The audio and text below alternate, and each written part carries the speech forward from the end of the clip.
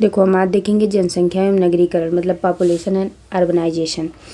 अगर हम पहला देखें तो भारतीय संविधान की 7वीं अनुसूची में अनुच्छेद 246 के अंतर्गत जनगणना किस विषय का वस्तु है, मतलब किस सूची का विषय है, तो ये संघ सूची।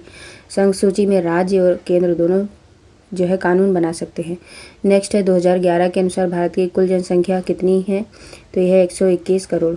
नेक्स्ट, स्वतंत्रता के पश्चात भारत में कुल कितनी जनगणनाएं हुई हैं, तो ये हुई टोटल 7।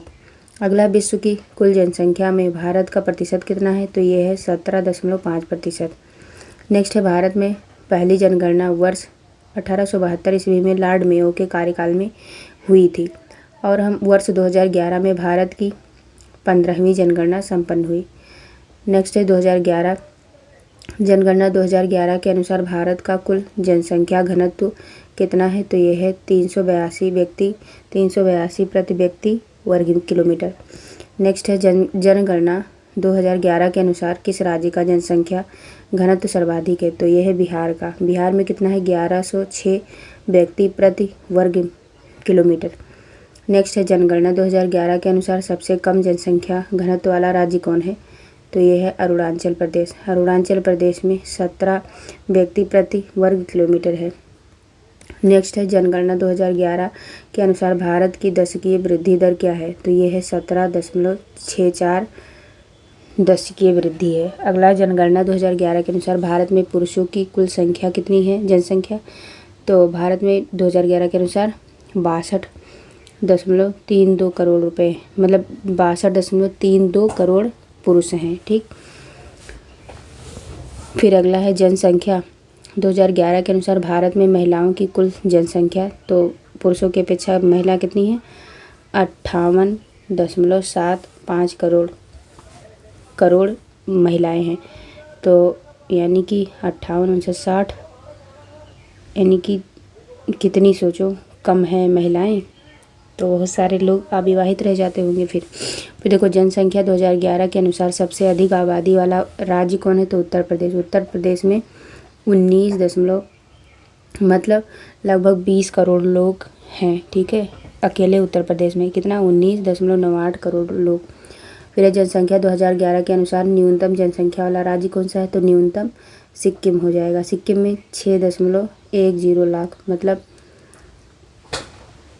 कितना हो जाएगा, लगभग 7 लाख बोल सकते हैं। ठीक, अगला है जनगणना 2011 के अनुसार सर्वाधिक जनसंख्या वाला केंद्र शासित प्रदेश, तो दिल्ली 1.6 करोड़। भारत में 3 सर्वाधिक नगरीकृत राज्यों का अवरोही क्रम क्या है, तो आरोही मतलब होता है बढ़ते हुए और तो अवरोही मतलब घटते हुए।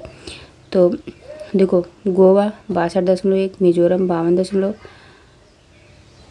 अवरोही देखो मिजोरम में 52%, तमिलनाडु में 48.4%। अगला है भारत के किस राज्य में नगरीय जनसंख्या घनत्व सर्वाधिक है, तो ये तमिलनाडु हो जाएगा। अगला है भारत में पुरुष साक्षरता दर कितनी है, तो ये है 82.14%। नेक्स्ट है भारत की जनसंख्या 2011 के अनुसार केरल में शिशु जनसंख्या का प्रतिशत ग्रामीण क्षेत्रों में न्यूनतम है क्या, मतलब कह रहा है कि 2011 के अनुसार केरल में शिशु जनसंख्या का प्रतिशत जो है वो ग्रामीण क्षेत्र में न्यूनतम है। ठीक,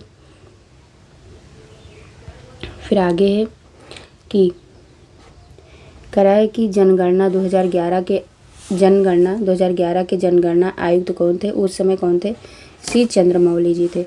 अगला, छत्तीसगढ़ के किस जिले में आदिवासी जनसंख्या का प्रतिशत सबसे अधिक है, तो ये दंतेवाड़ा जिला में सबसे अधिक है जनसंख्या, मतलब आदिवासियों की।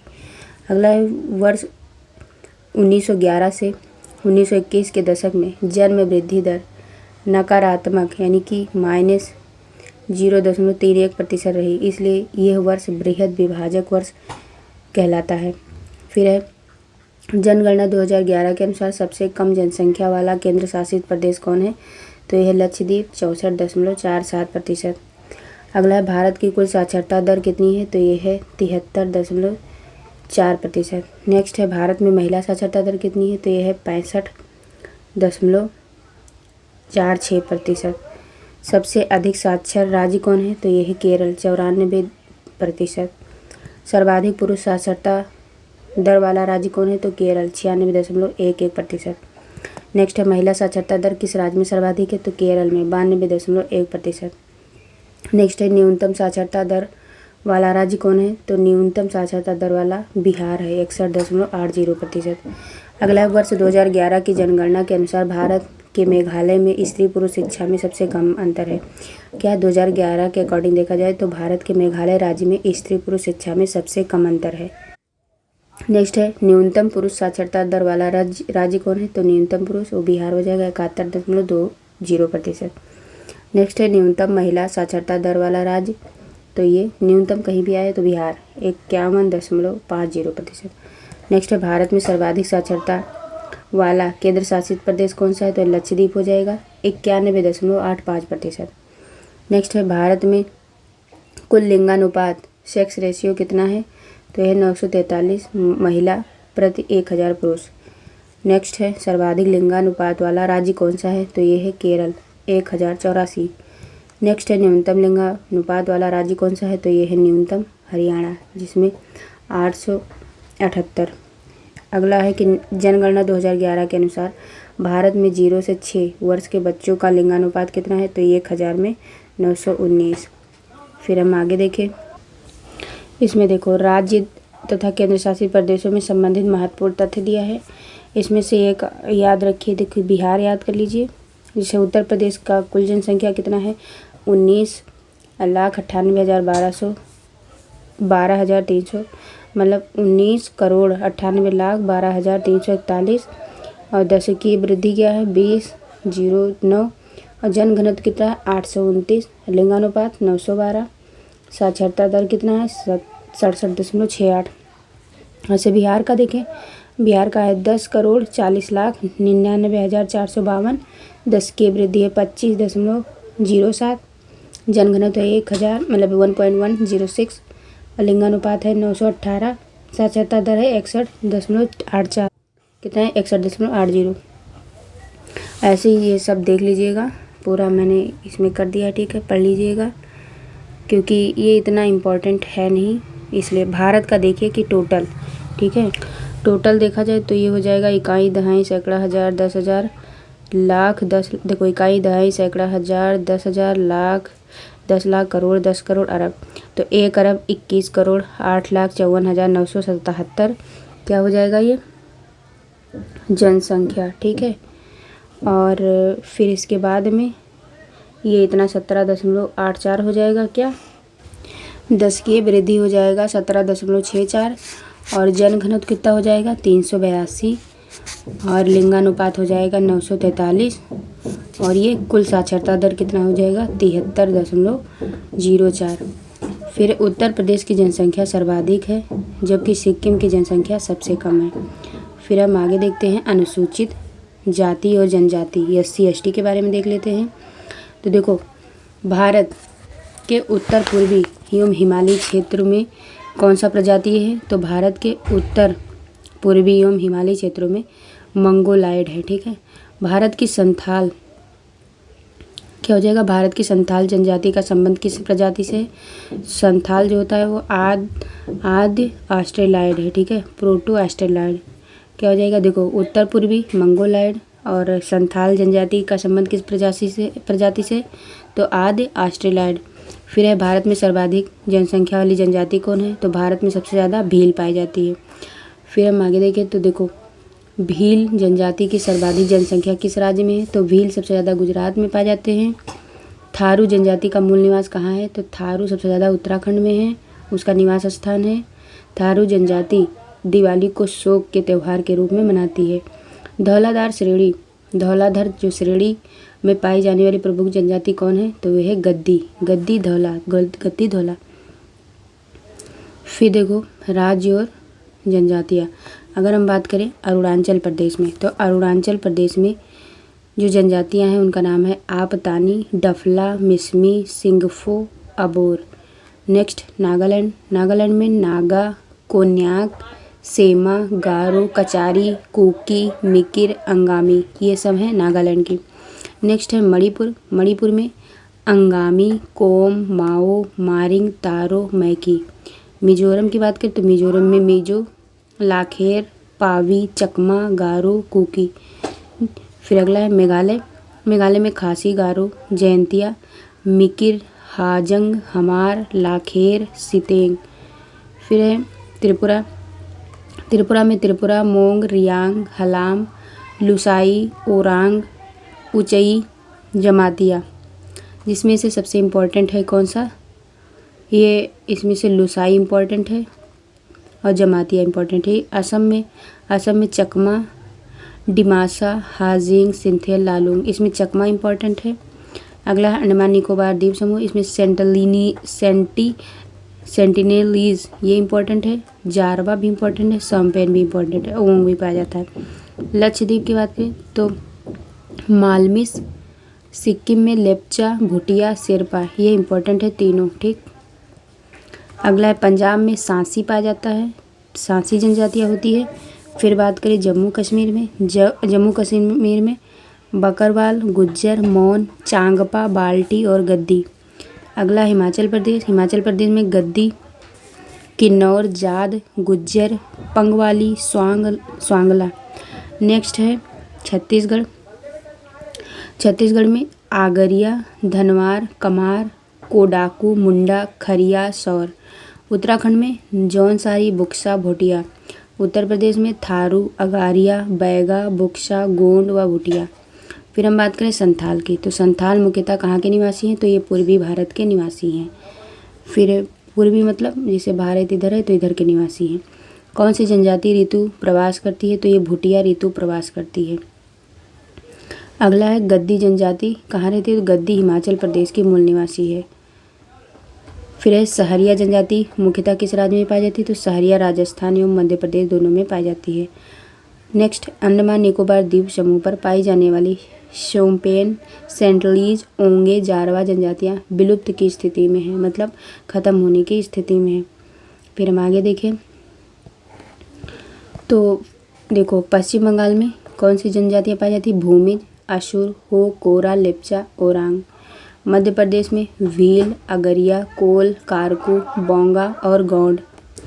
फिर अगला राजस्थान। राजस्थान में भील, मीणा, गरासिया, बंजारा, बांगड़ी और भटेलिया। इसमें से भील इम्पोर्टेंट है, मीणा भी इम्पोर्टेंट है। फिर अगला है झारखंड। झारखंड में संथाल और मुंडा, हो, बिरहोर, उराव, कोरवा, खरिया, माल, पहाड़िया, आसुरी से पाए जाते हैं। फिर है महाराष्ट्र।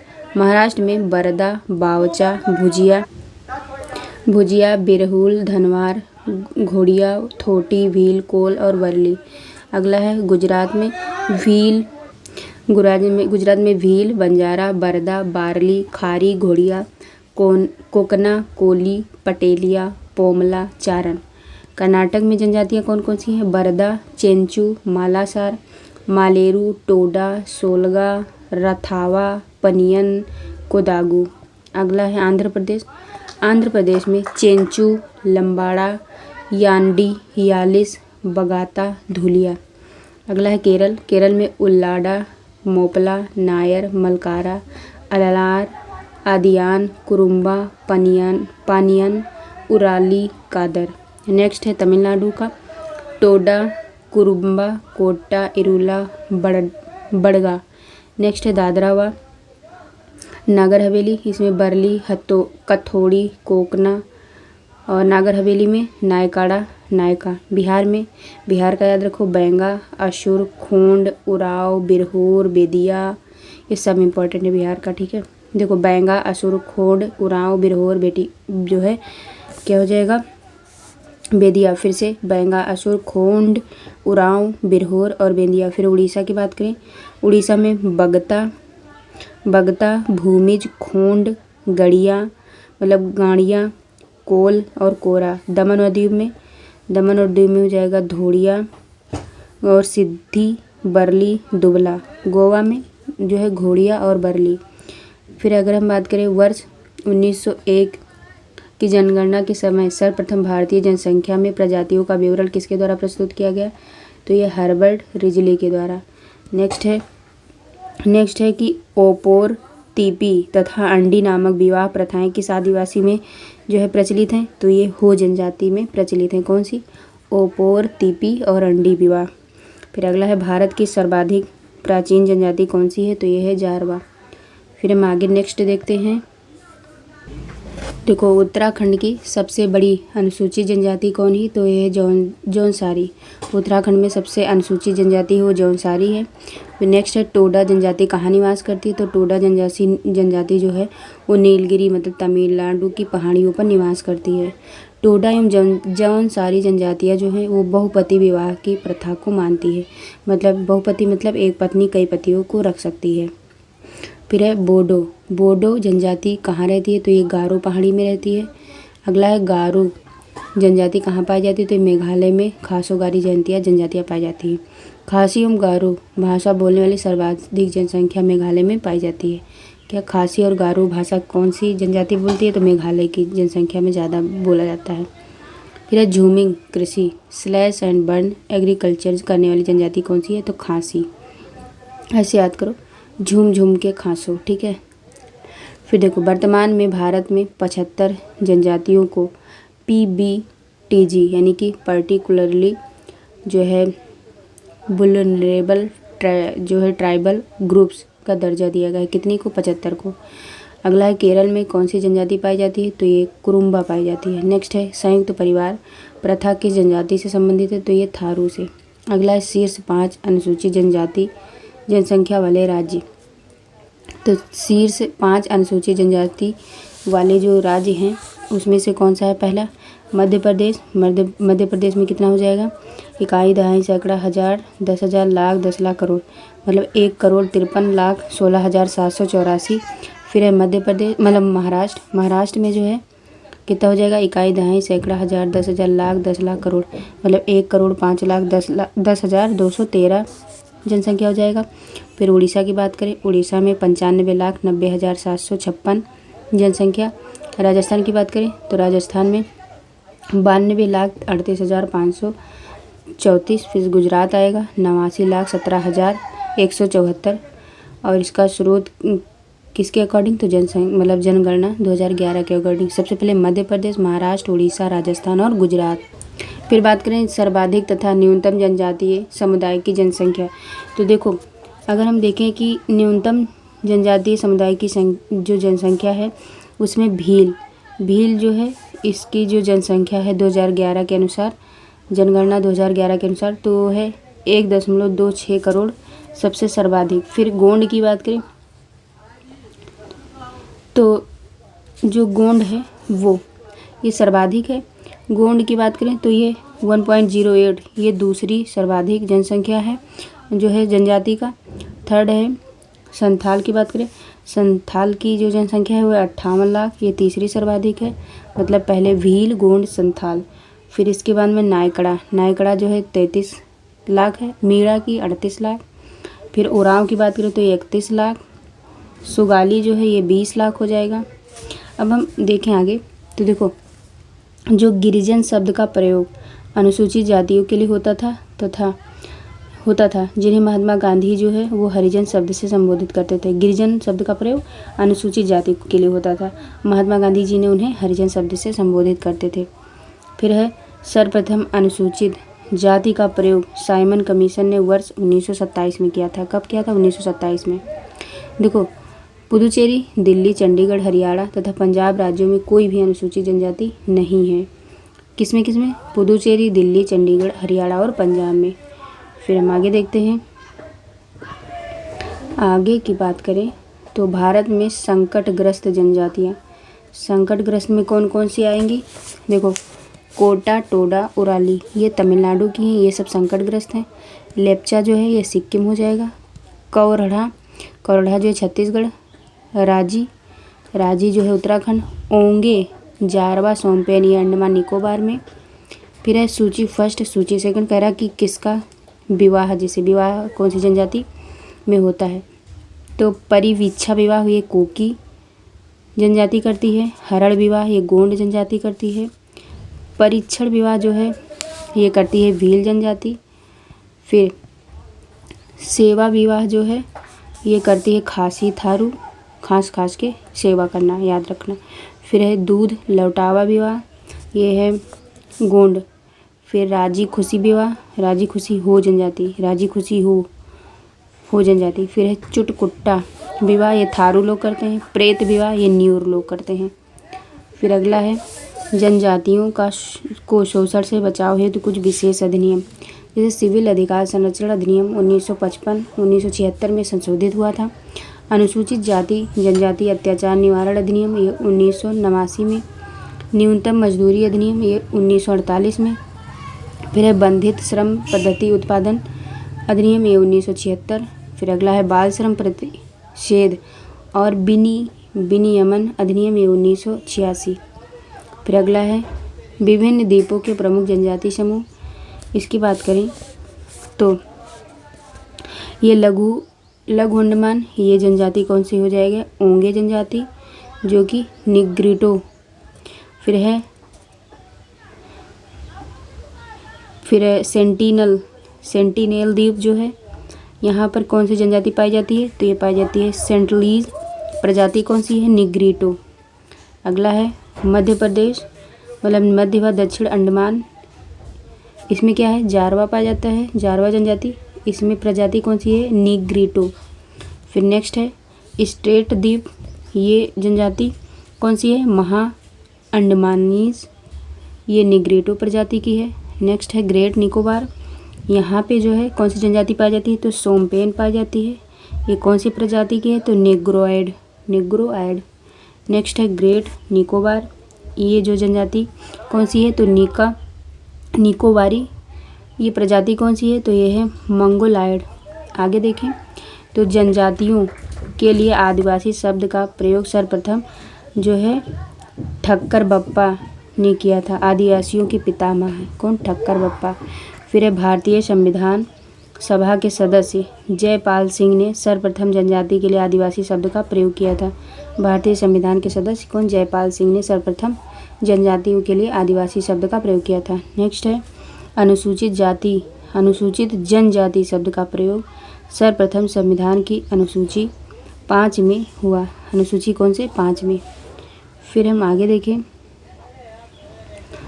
आगे कौन सा है, अब हम देखेंगे 17वीं भारत वन स्थिति रिपोर्ट जो है 17th India state of forest report ISFR 2021, इसमें श्रेणी और इधर दिया है ISFR 2019 और इधर दिया है कुल मतलब ये इतना 19 का हो गया, इधर 21 का, ठीक। फिर देखो यहाँ पे वनावरण की बात करें, अति सघन वन ये कितने वर्ग किलोमीटर में है, तो 99,278 वर्ग किलोमीटर में है। ये कुल क्षेत्रफल में मतलब 3.02 क्षेत्रफल प्रतिशत मतलब इसका दिया है। फिर आगे हम देखें मध्यम सघन वन, ये जो है 3,08,427 वर्ग किलोमीटर में। फिर है खुले वन की बात करें तो ये पहले इसका देख लो, जो मध्यम सघन वन है ये कुल क्षेत्रफल का 9.38% है।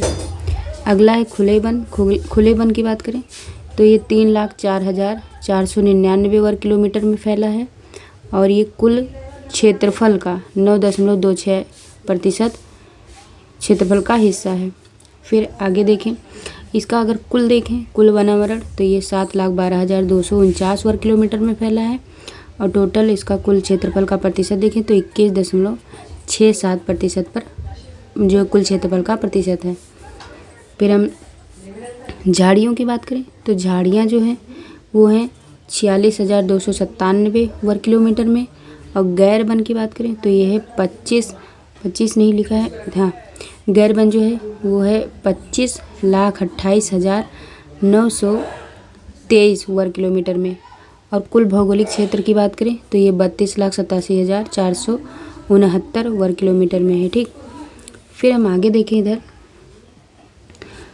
ISFR 2021 की बात करें तो इधर हम देखें अगर अति सघन वन तो इसमें आ जाएगा 99,700 मतलब 79 वर्ग किलोमीटर। और कुल क्षेत्रफल का कितना है 3.4%।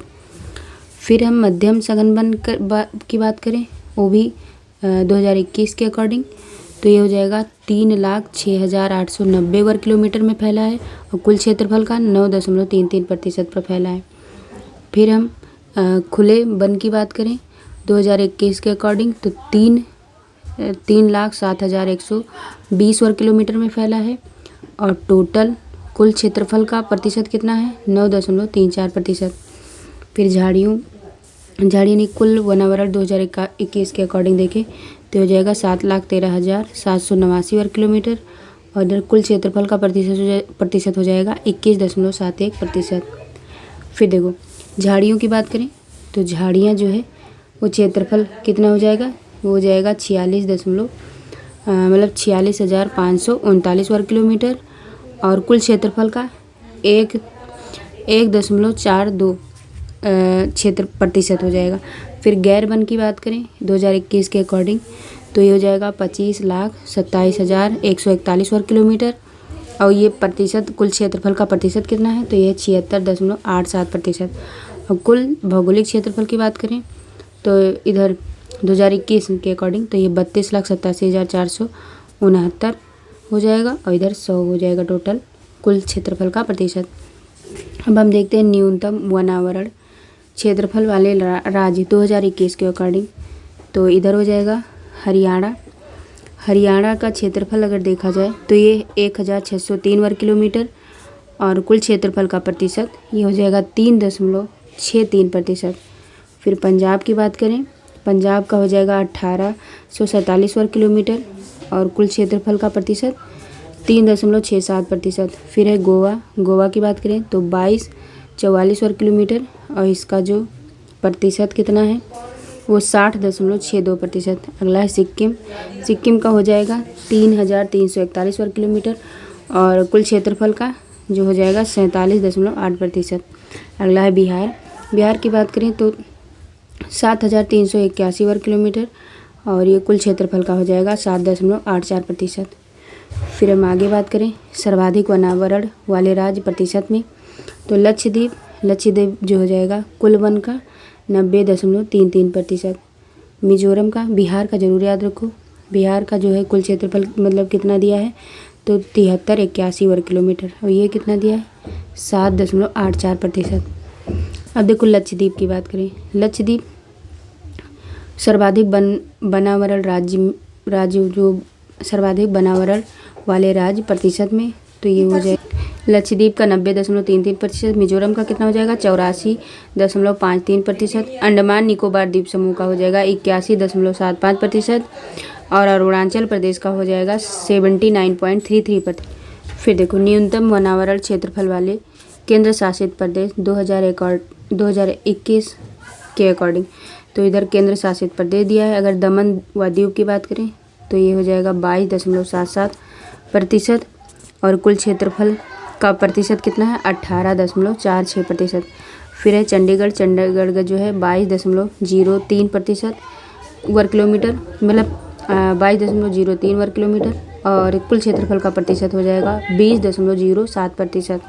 अगला है लक्षद्वीप जो है 27.10 वर्ग किलोमीटर क्षेत्रफल हो जाएगा और कुल क्षेत्रफल का प्रतिशत कितना हो जाएगा 90.33%। अगला है पुदुचेरी जो हो जाएगा 53.30 वर्ग किलोमीटर और ये हो जाएगा 10.88%। अगला है दिल्ली जो है 195 वर्ग किलोमीटर में है और ये 13.5% पे है।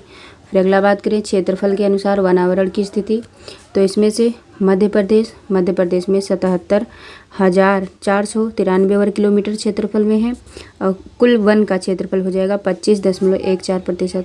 फिर अगला है अरुणाचल प्रदेश का हो जाएगा 66,431 वर्ग किलोमीटर और ये कुल वन क्षेत्र का हो जाएगा 79.33%। नेक्स्ट है छत्तीसगढ़ का 55,717 वर्ग किलोमीटर क्षेत्रफल में फैला हुआ है और ये कुल वन क्षेत्र का 41.21% हो जाएगा। अगला है उड़ीसा की बात करें तो ये 52,156 वर्ग किलोमीटर क्षेत्रफल पर फैला हुआ है और ये 33.33 50% इसका कुल क्षेत्रफल का परसेंटेज है। फिर हम आगे देखें, आगे हो जाएगा, एक सेकेंड,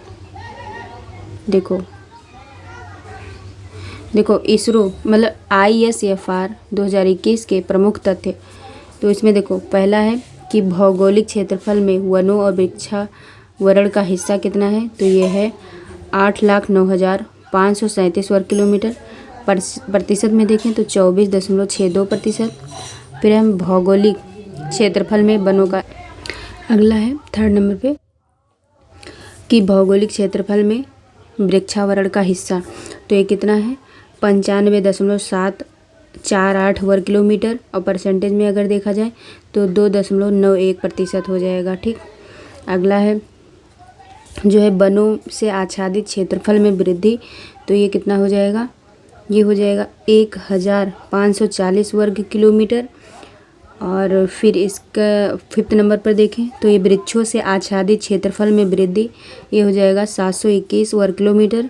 और वनावरण और वृक्षावरण क्षेत्रफल में कुल वृद्धि, तो हो जाएगा 2,261 वर्ग किलोमीटर। और हम इधर देखें अंतर्राष्ट्रीय वन दिवस 2023, तो संयुक्त राष्ट्र महासभा द्वारा वर्ष 2013 से प्रतिवर्ष 11 मार्च को अंतर्राष्ट्रीय वन दिवस मनाया जाता है। ठीक, वन दिवस मनाया जाता है। फिर इस दिवस का केंद्रीय विषय था कि वन और स्वास्थ्य, इसका मतलब फॉरेस्ट एंड हेल्थ।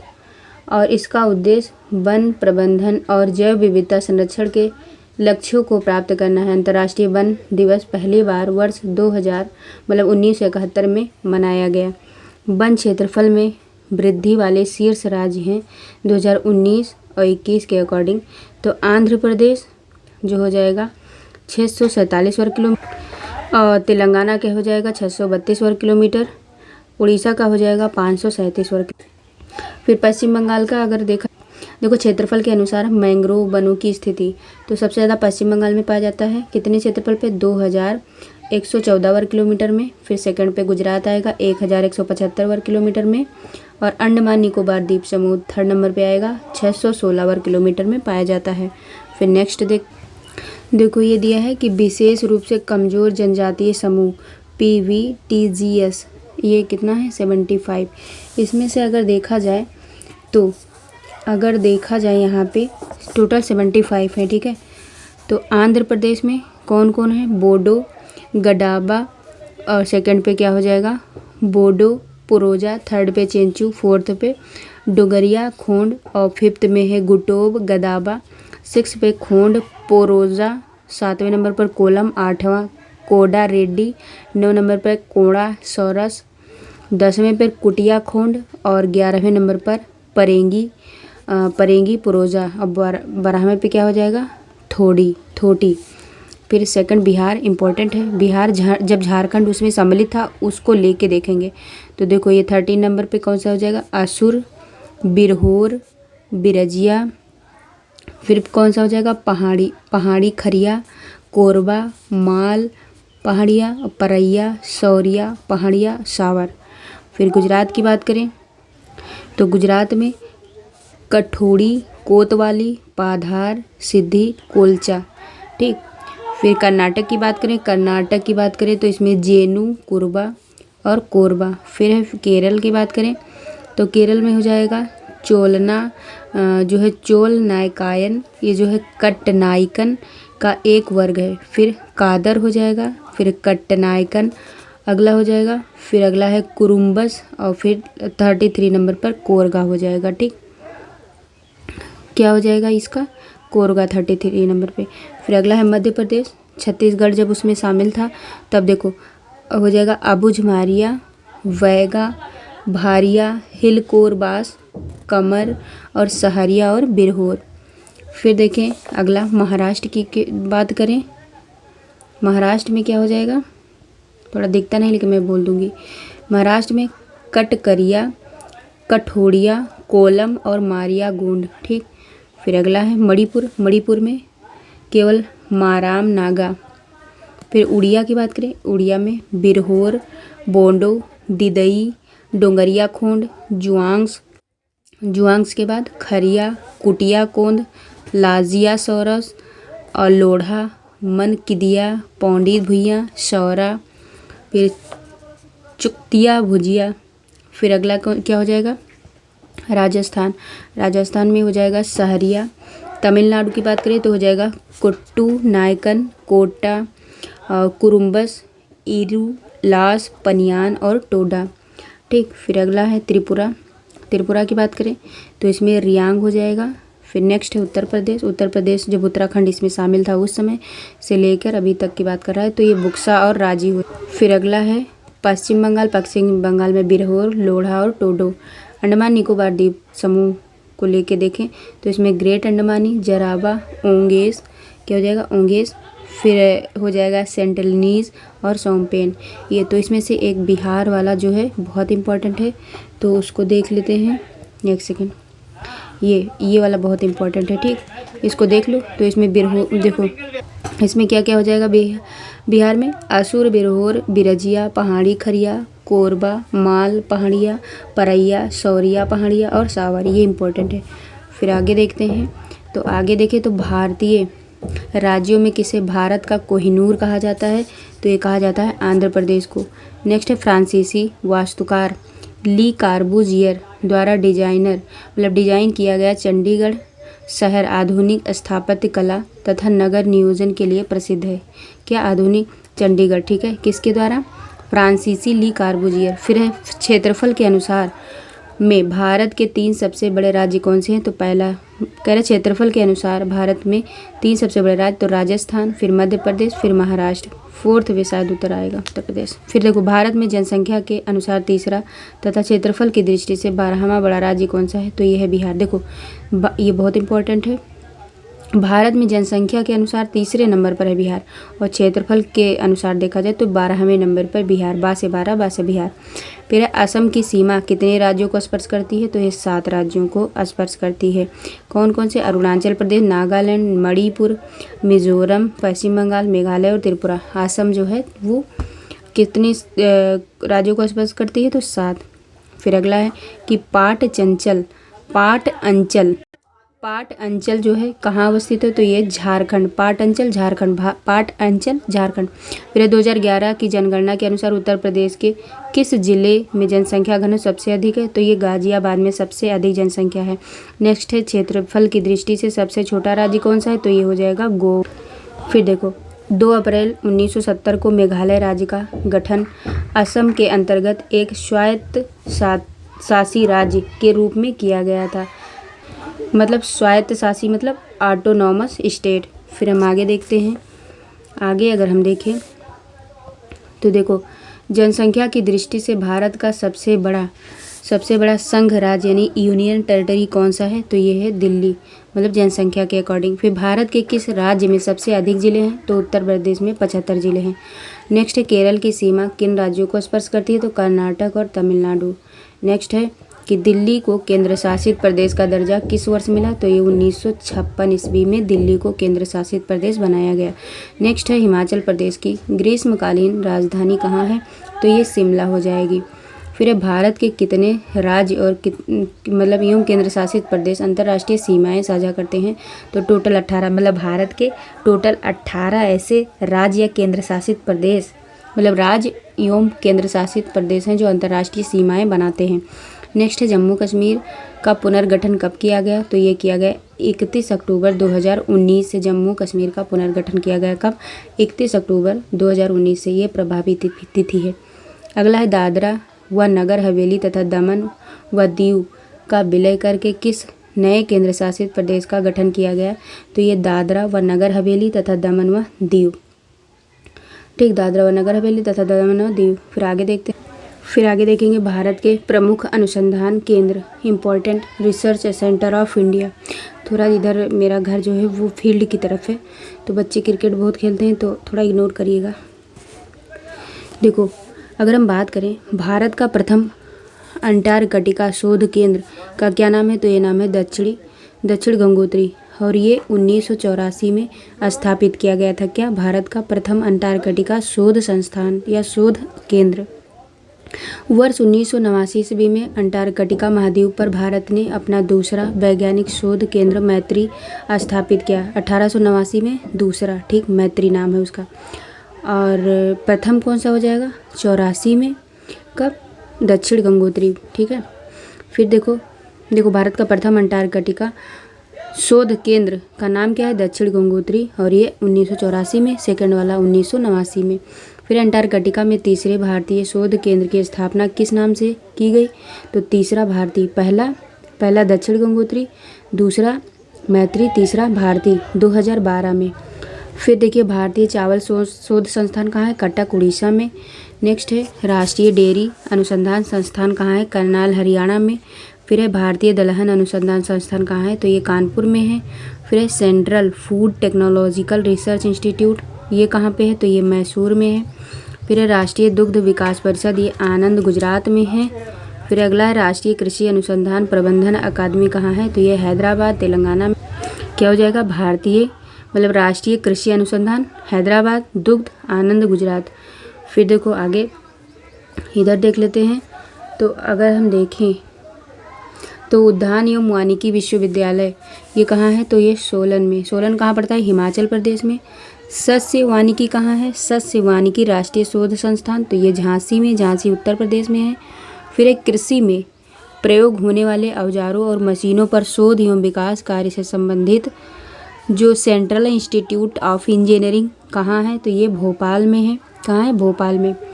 फिर आगे है केंद्रीय शुष्क क्षेत्र अनुसंधान संस्थान कहाँ स्थित है? तो ये है जोधपुर में, राजस्थान में।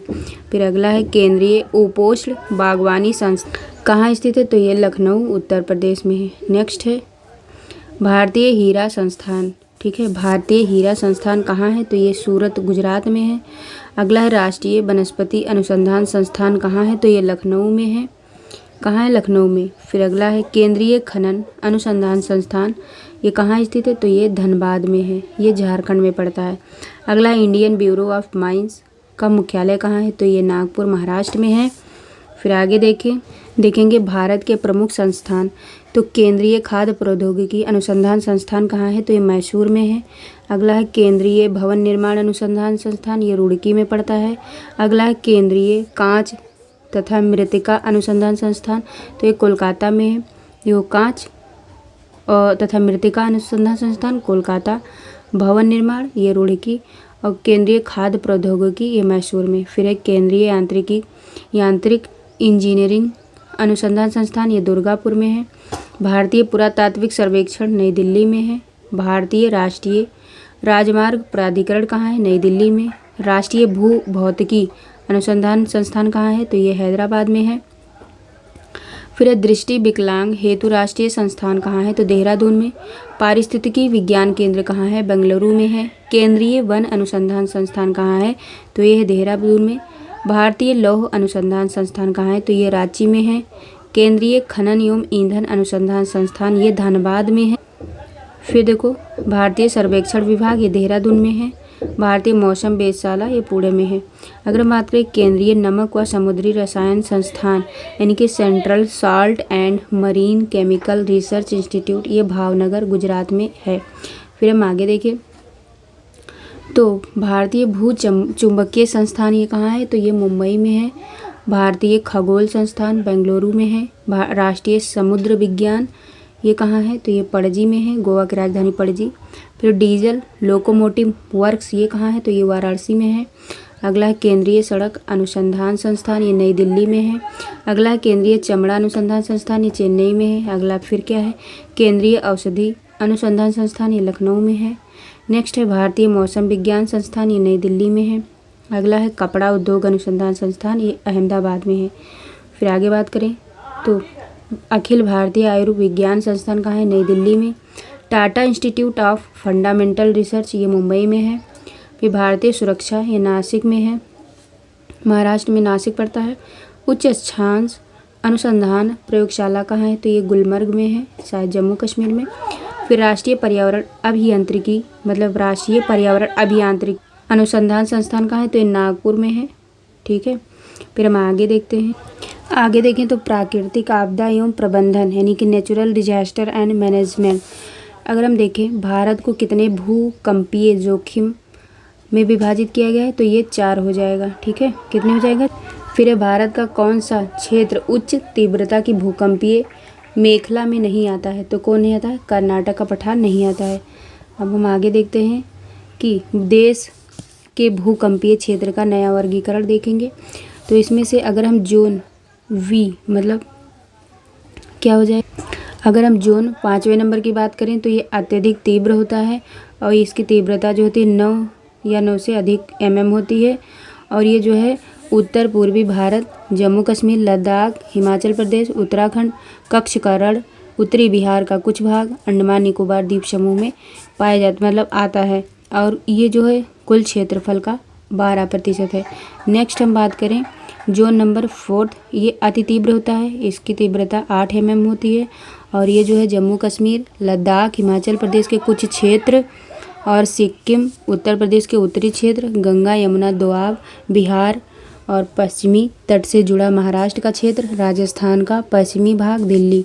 और ये पूरे क्षेत्रफल का जो है 18% भाग पर आता है। और ये इतने क्षेत्रों पर इसका वो है, इतने क्षेत्र जितने बताएं भी उसमें जो है 4th जोन का जो है भूकंप आता है। फिर अगला देखते हैं जोन 3 की बात करें, ये मध्यम तीव्रता वाला होता है। इस जो है ये 7 तीव्रता इसका mm होता है। ये कहाँ का आता है? केरल, गोवा, गुजरात, उत्तर प्रदेश, पश्चिम बंगाल, पंजाब का कुछ भाग, राजस्थान, मध्य प्रदेश, बिहार, झारखंड, छत्तीसगढ़, महाराष्ट्र, उड़ीसा, आंध्र प्रदेश, तमिलनाडु व कर्नाटक क्षेत्रों में पाया जाता है।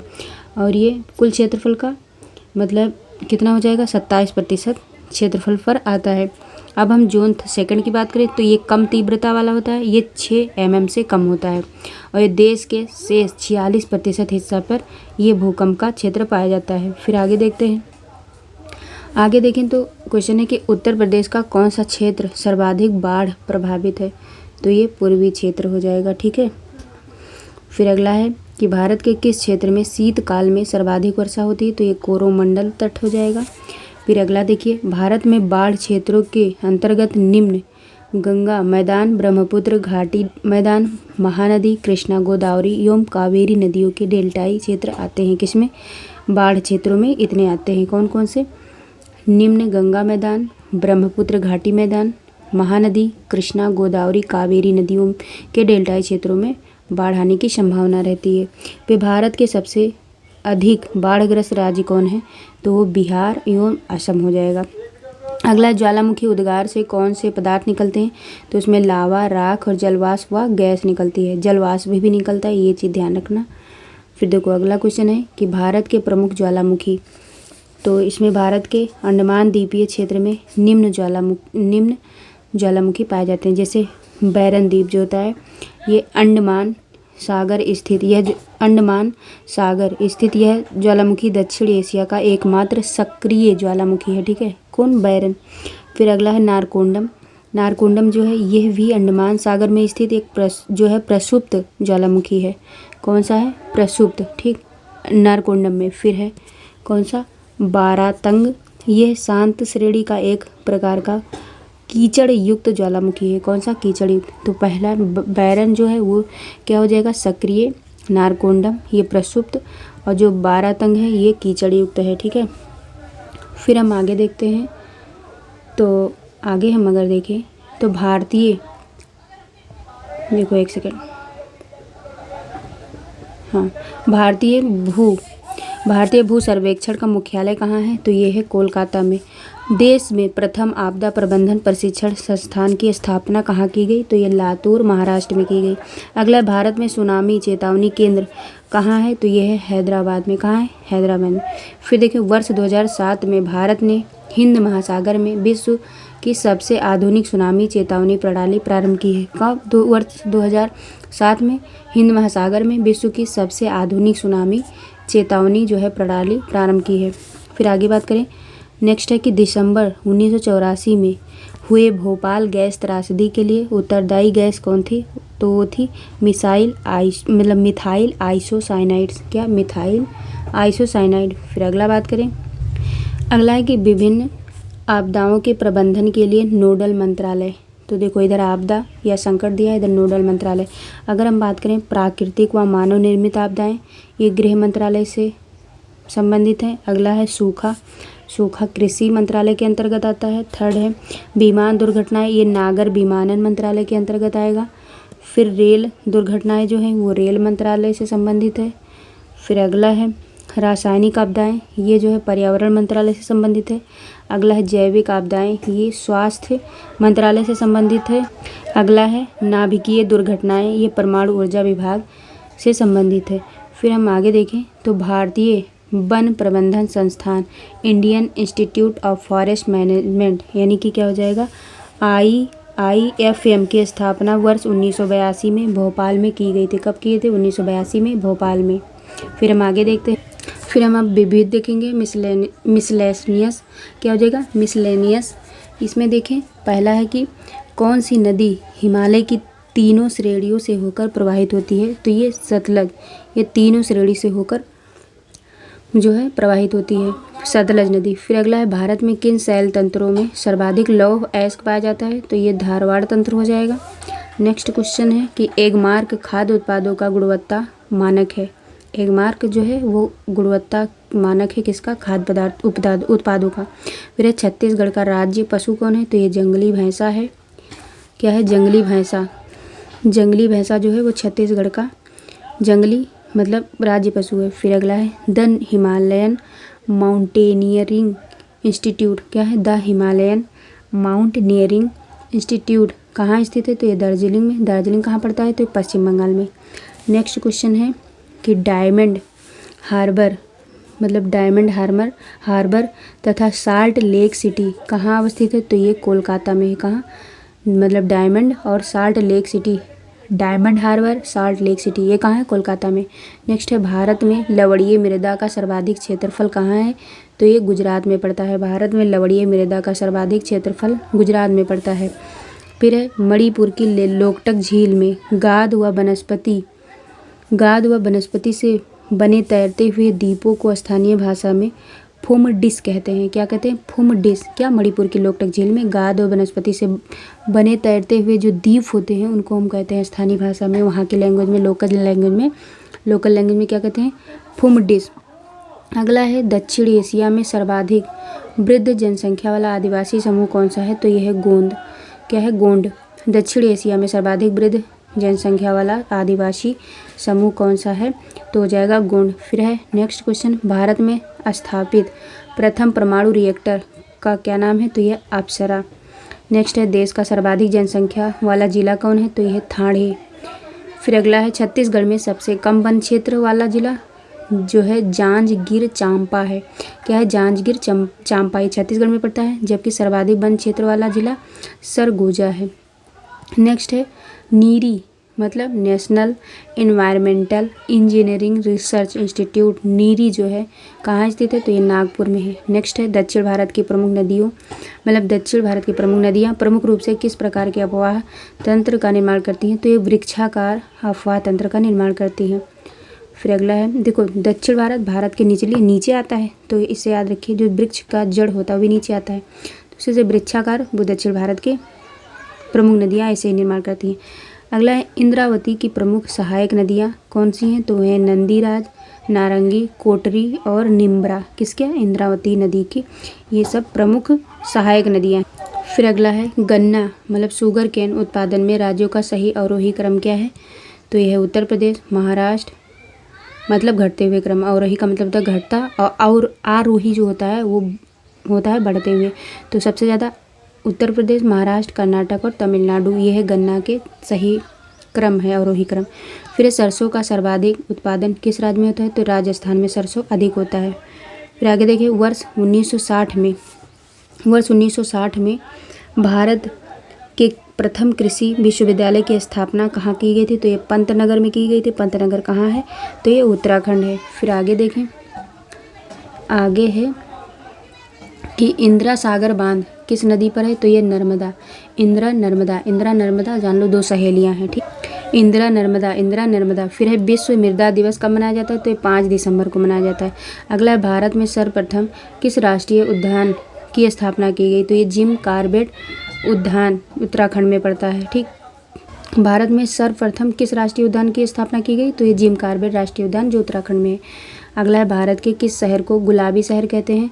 तो ये जयपुर को कहते हैं। नेक्स्ट है, भारत में सिलिकॉन वैली स्थित है कहाँ? तो ये बेंगलुरु में। फिर नेक्स्ट क्वेश्चन है, विश्व का पहला पूर्ण जैविक राज्य सिक्किम है। स्वच्छ भारत अभियान के अंतर्गत इसे खुले में शौच यानी कि ODF पहला राज्य भी घोषित किया गया है। नेक्स्ट क्वेश्चन है, भारत के किस राज्य को सिलिकॉन स्टेट के नाम से जाना जाता है? तो यह है कर्नाटक। नेक्स्ट है, छत्तीसगढ़ में जूट उद्योग किस स्थान पर है? तो यह है रायगढ़। नेक्स्ट क्वेश्चन, उत्तर प्रदेश में सस्य जलवायु क्षेत्रों की संख्या कितनी है? तो ये 9 है। नेक्स्ट है, छत्तीसगढ़ के किस जिले में टिन की खदानें हैं? तो ये हो जाएगा दंतेवाड़ा। नेक्स्ट क्वेश्चन है, जंगल महल क्षेत्र कहाँ स्थित है? तो यह है पश्चिम बंगाल में। अगला क्वेश्चन है, भारत में हिंदी के पश्चात कौन सी भाषा सबसे अधिक बोली जाती है? तो ये हो जाएगा बांग्ला। अगला क्वेश्चन है, खासी किस भाषा समूह से संबंधित है? तो ये हो जाएगा ऑस्ट्रिक। नेक्स्ट क्वेश्चन है, छोटा नागपुर पठार का सर्वाधिक सघन बसावट जिला क्या हो जाएगा? छोटा नागपुर पठार का सर्वाधिक सघन बसावट जिला कौन सा है? तो यह है धनबाद। खनन उद्योग के विकास तथा औद्योगिकरण के लिए प्रसिद्ध है कौन सा? देखिए, छोटा नागपुर पठार का सर्वाधिक सघन बसावट जिला धनबाद खनन उद्योग के विकास तथा औद्योगिकरण के लिए प्रसिद्ध है। फिर है नेक्स्ट क्वेश्चन कि भारत का प्रमुख जिप्सम उत्पादक राज्य कौन सा है? तो यह है राज्य मतलब है राजस्थान। जिप्सम राजस्थान। फिर आगे देखते हैं कि इधर देखते हैं राज्य, इधर है NCR में शामिल जिले। तो हरियाणा के कौन कौन से जिले NCR में शामिल है? तो ये हो जाएगा गुरुग्राम, फरीदाबाद, पलवल, पानीपत, रोहतक, सोनीपत, रेवाड़ी, झज्जर, भिवानी, महेंद्रगढ़, चरखी, दादरी, नूंह, जींद एवं करनाल। अगला है उत्तर प्रदेश में कौन सा हो जाएगा? गाजियाबाद, गौतम बुद्ध नगर, नोएडा एवं ग्रेटर नोएडा, मेरठ, बागपत, बुलंदशहर, हापुड़ एवं मुजफ्फरपुर या शामली। फिर अगला है राजस्थान जो हो जाएगा वो अलवर और भरतपुर हो जाएगा। ठीक, तो ये जो है पूरा इंडियन जियोग्राफी पूरा समाप्त हो गया। अब आगे जो आप लोग बताइए वो हम शुरू करेंगे। ये जो है महेश वर्वाल की बुक है, इससे बहुत लोग इसमें जो है सिलेक्टिव ये NCERT और SCERT बेस्ड है और ये बहुत अच्छा मतलब बुक है। इसको अगर आप लोग मंगा के पढ़ सकते हैं तो पढ़िए, नहीं तो हमारी वीडियो भी देख सकते हैं। हालांकि फ़ोटो अच्छे से नहीं ले पाए हैं पर धीरे धीरे इंसान बेटर करता है। तो आप लोग जैसे हम बोलते सही हैं और उसमें अगर नहीं दिखता है तो हमारी वाणी पे ध्यान दीजिएगा और आपको समझ में आएगा। ये रिवीजन है, इसको भी आप देख सकते हैं। जो है ये जनगणना जो 2011 के अकॉर्डिंग था, इसको थोड़ा सा अगर देखना चाहें तो देख सकते हैं। ठीक है, देखो उत्तर प्रदेश का मैंने बता दिया था। महाराष्ट्र का जैसे हो जाएगा कितना 11 करोड़। ठीक है, 11,23,74,333। ठीक है, कुल जनसंख्या हो जाएगा। दशकीय वृद्धि प्रतिशत में देखा जाए तो ये 15.99% हो जाएगा। जनघनत्व इसका 365 हो जाएगा। लिंगानुपात 929 हो जाएगा। ठीक है, और इसका जो है साक्षरता कितना हो जाएगा 82.34। फिर हम बिहार का तो बता ही चुके हैं, एक बार और देख लीजिए। बिहार का क्या हो जाएगा 10,40,99,452 और 10 की वृद्धि हो जाएगा। आप लोग देखते चलिए, मैं बोलती रहूँगी। 25.07 हो जाएगा। जनघनत्व 1,106 हो जाएगा। लिंगानुपात 918 हो जाएगा और कुल अगर देखा जाए तो 61.80 हो जाएगा। अगला है पश्चिम बंगाल का 9,12,76,115 हो जाएगा।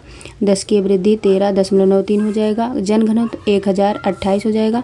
लिंगानुपात 950 हो जाएगा और कुल साक्षरता दर क्या हो जाएगा 76.26 हो जाएगा। ठीक है, अगला है आंध्र प्रदेश की बात करें तो ये 9,12,76,115 हो जाएगा। 10 की वृद्धि की बात करें तो 13.93% मतलब हो जाएगा और जनघनत्व 1,028 हो जाएगा और 950 इसका लिंगानुपात हो जाएगा और 76.26% इसका क्या हो जाएगा जो है कुल साक्षरता दर हो जाएगा। 76 वाला बता ही चुके हैं। देखो आंध्र प्रदेश का फिर से देखो, आंध्र प्रदेश ठीक है, ये हम अभी तक पश्चिम बंगाल का बता दिए थे। आंध्र प्रदेश का 8,45,80,777, ठीक है, ये इसका हो जाएगा कुल जनसंख्या। फिर 11 क्या हो जाएगा 11.10, ये इसका 10 की वृद्धि हो जाएगा। फिर 308 जो है ये इसका हो जाएगा जन घनत्व हो जाएगा। क्या हो जाएगा जन घनत्व, ठीक। फिर ये 993 ये इसका लिंगानुपात हो जाएगा। और ये 67.02 ये कुल साक्षरता दर हो जाएगा। फिर अगला मध्य प्रदेश की बात करें तो मध्य प्रदेश हो जाएगा 7,26,26,809 और 10 की वृद्धि हो जाएगा 20.35%। और जन घनत्व हो जाएगा 236, लिंगानुपात हो जाएगा 931 और साक्षरता दर हो जाएगा जो है 69.32%, ठीक। फिर अगला तमिलनाडु की बात करें तो तमिलनाडु का हो जाएगा 7,21,47,030 जनसंख्या हो जाएगा।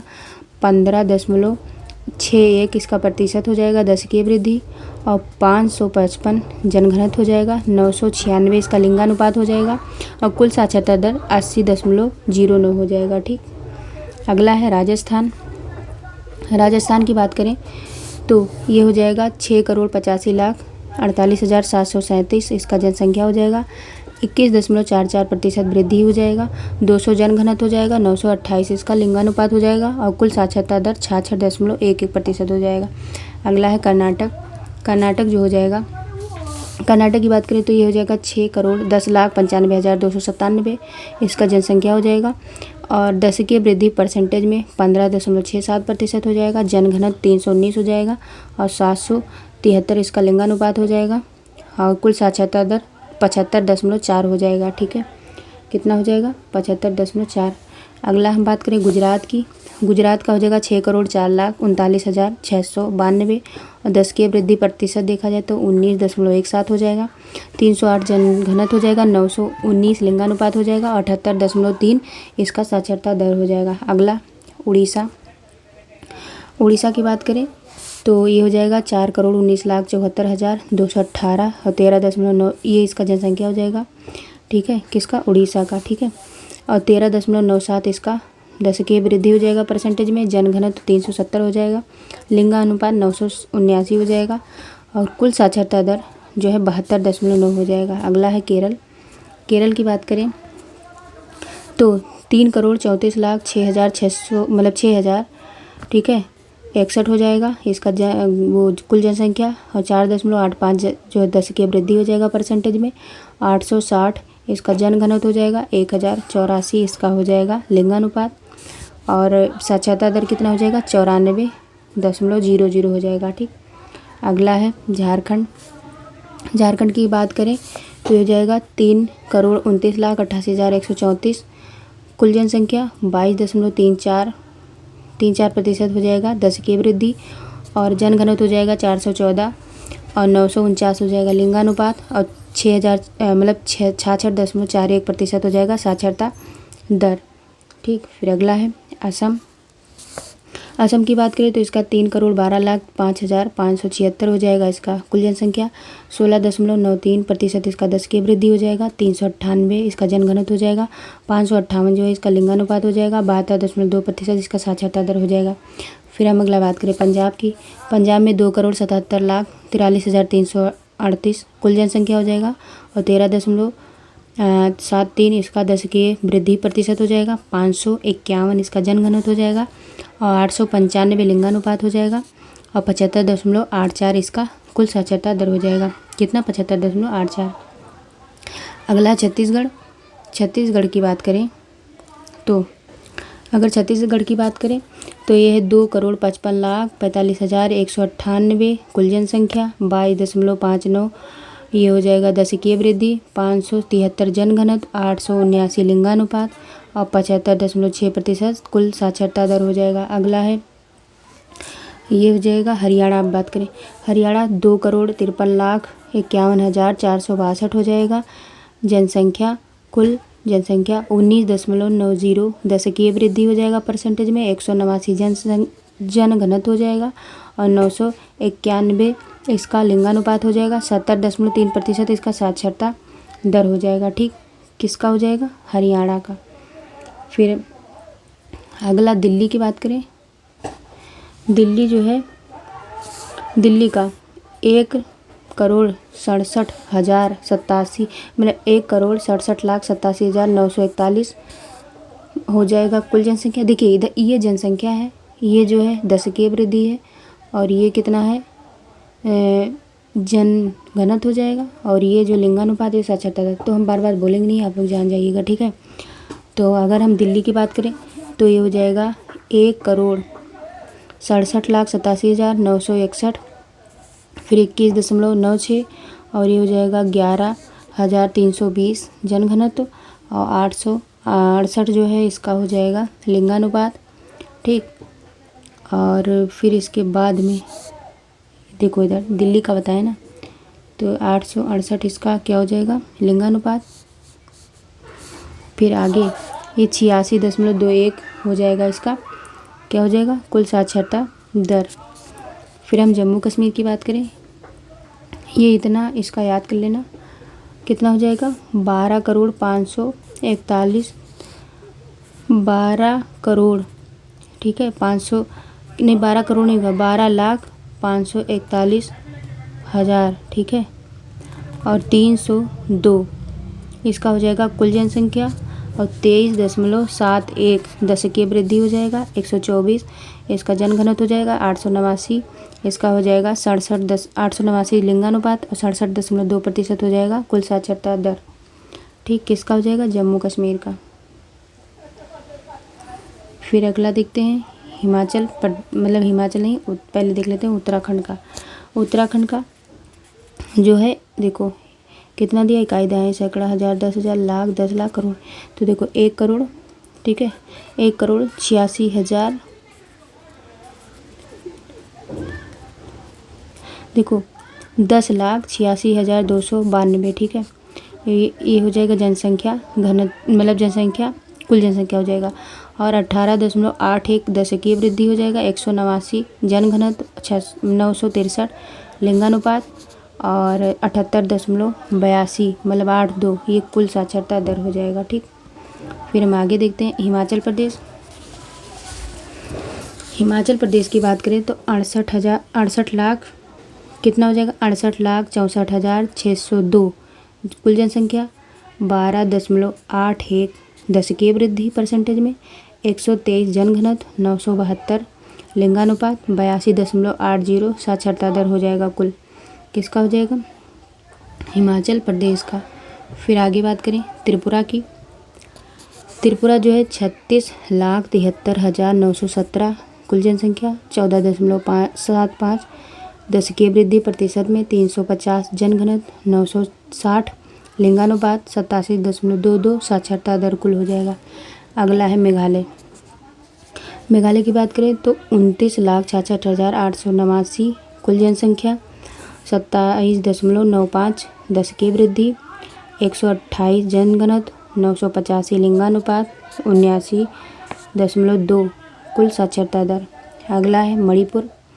मणिपुर की बात करें तो 27,31,756 जनसंख्या कुल जनसंख्या और 18.65 ये दशकीय वृद्धि। 132 जन घनत्व 889 लिंगानुपात और 74.43 साक्षरता दर। फिर मणिपुर के बाद नागालैंड है। नागालैंड की बात करें तो 19,78,502 जनसंख्या हो जाएगा और 0.06 ये दशकीय वृद्धि हो जाएगा। 119 जन घनत्व 931 लिंगानुपात और 79.55 इसका कुल साक्षरता दर हो जाएगा। अब हम अगला देखते हैं गोवा। गोवा 14,58,545 कुल जनसंख्या। 8.07 दशकीय वृद्धि। 394 जन घनत्व 973 लिंगानुपात 88.70 कुल साक्षरता दर। फिर आगे बात करें अरुणाचल प्रदेश। ये हो जाएगा जो है 12,47,953 जनसंख्या। 27.72 इसका दशकीय वृद्धि हो जाएगा और 2,547 जन घनत्व हो जाएगा। और 1037 इसका लिंगानुपात हो जाएगा। 85.85 ये इसका कुल साक्षरता दर हो जाएगा। फिर हम आगे देखते हैं पुदुचेरी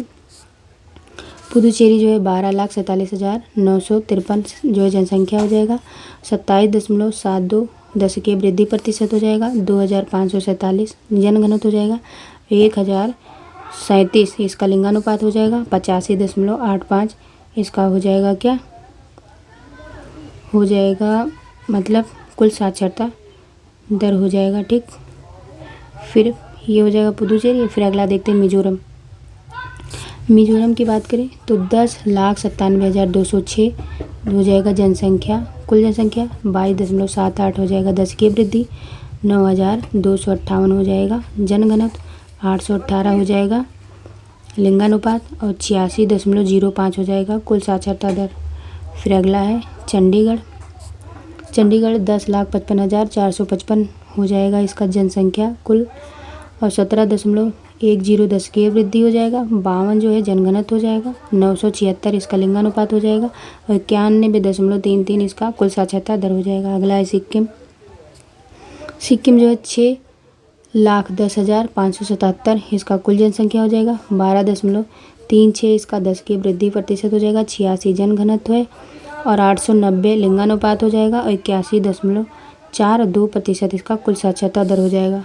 अगला सिक्किम के बाद अंडमान निकोबार द्वीप समूह की बात करें तो 3,80,581 कुल जनसंख्या। 6.58 इसका दशकीय वृद्धि हो जाएगा। और 46 इसका जन घनत्व। 876 इसका लिंगानुपात और 86.63 इसका कुल साक्षरता दर हो जाएगा। अगला है दादरा एवं नगर हवेली। ये जो है 3,43,709 इसका कुल जनसंख्या। 55.50 दशकीय वृद्धि परसेंटेज में। 698 इसका जनघनत्व हो जाएगा। 774 इसका जो है लिंगानुपात हो जाएगा। और 76.24% इसका कुल साक्षरता दर हो जाएगा। अगला है दमन एवं दीव। इसकी बात करें तो 2,43,247 इसका कुल जनसंख्या हो जाएगा। और 53.54 इसका दशकीय वृद्धि हो जाएगा परसेंटेज में। 2,198 जनघनत्व हो जाएगा। 618 इसका लिंगानुपात हो जाएगा। 87.10 इसका कुल साक्षरता दर हो जाएगा। अगला है लक्षद्वीप की बात करें तो 64,473 इसका कुल जनसंख्या हो जाएगा। 6.23% इसका दशकीय वृद्धि हो जाएगा। 2,149 इसका जनघनत्व हो जाएगा। 946 इसका लिंगानुपात। 91.85 इसका कुल साक्षरता दर हो जाएगा। फिर आगे देखिए भारत की बात करें तो टोटल कितना हो जाएगा। टोटल जनसंख्या तो देखो इकाई, दहाई, सैकड़ा, हजार, 10,000, लाख, 10 लाख, करोड़, 10 करोड़, 1 अरब। तो 1 अरब 21 करोड़ 8,54,977 ये इसका कुल जनसंख्या हो जाएगा। और मतलब दशकीय वृद्धि देखा जाए तो 17.64% वृद्धि हो जाएगा उसका दशकीय वृद्धि। और 382 इसका जो है जन घनत्व हो जाएगा। और 943 लिंगानुपात हो जाएगा भारत का। और 73.04 ये कुल साक्षरता दर हो जाएगा। तो ये हमारा पूरा का पूरा इंडियन ज्योग्राफी ख़त्म हो गया। अब हम आगे पढ़ेंगे जो है विश्व भूगोल पढ़ेंगे चाहे हिस्ट्री पढ़ेंगे। तो आज के लिए इतना ही। जय हिंद, जय भारत। अगर आप लोग को थोड़ा भी वीडियो पसंद आए तो प्लीज़ सब्सक्राइब कर दीजिए।